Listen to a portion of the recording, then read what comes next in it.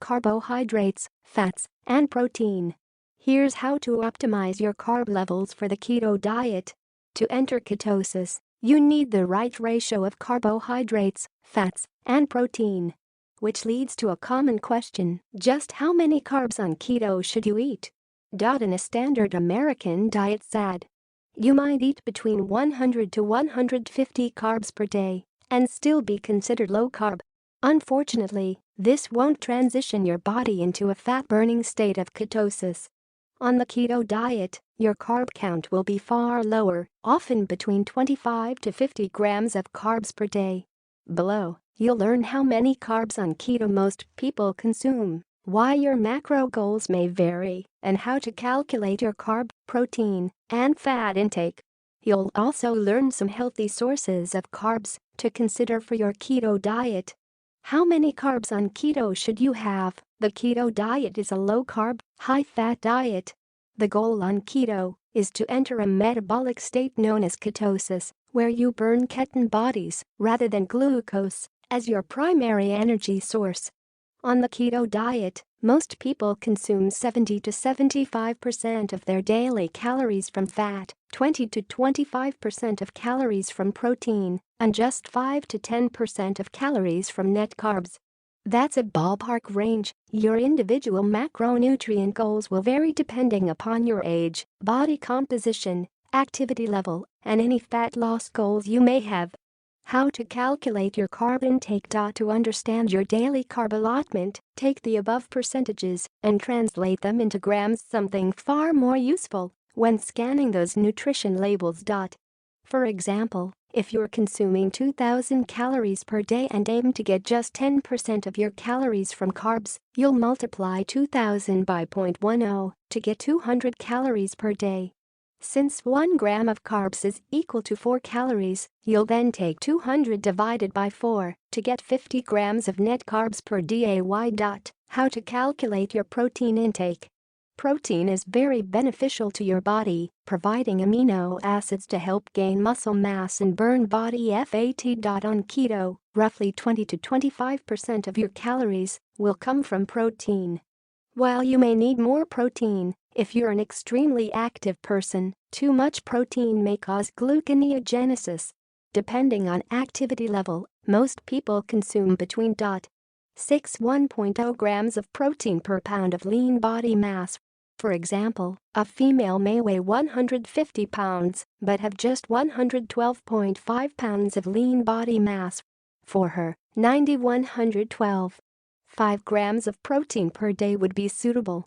How to calculate your fat intake. One of the main mistakes on keto is not eating enough fat.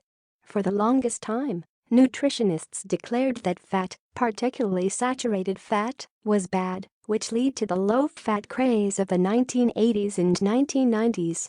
However, this science has since been debunked, lacking any significant data showing a connection between a high-fat diet and an increased risk in heart disease.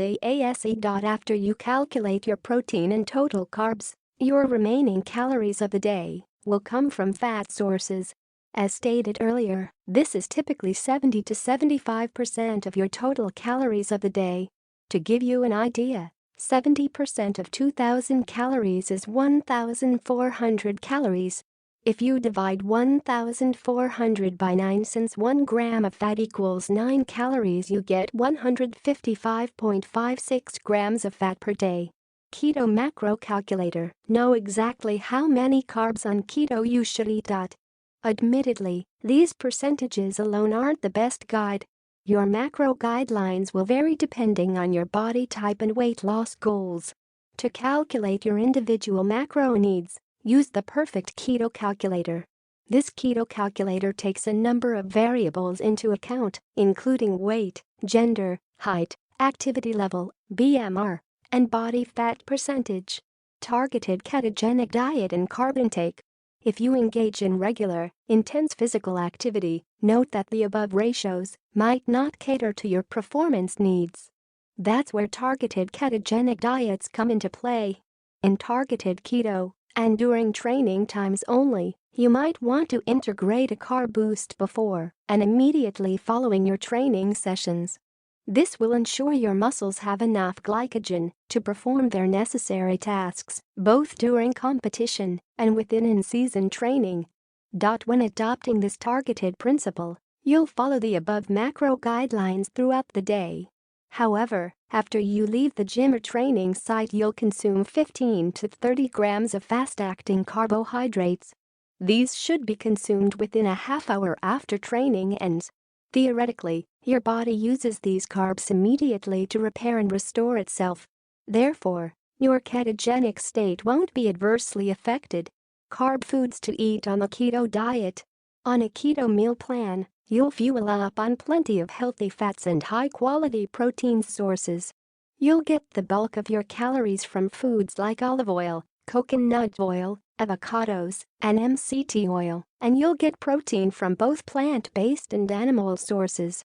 When it comes to carbs, you'll want to keep your blood sugar levels in check by consuming foods that rank low on the glycemic index. The glycemic index ranks foods 0 to 100, where higher numbers cause a higher spike in insulin levels. Avoid high-carb grains, starchy vegetables, and high-sugar fruits, instead building your diet on keto foods such as green leafy veggies, including kale, lettuce, asparagus, and arugula. Low-sugar berries, including blueberries, strawberries,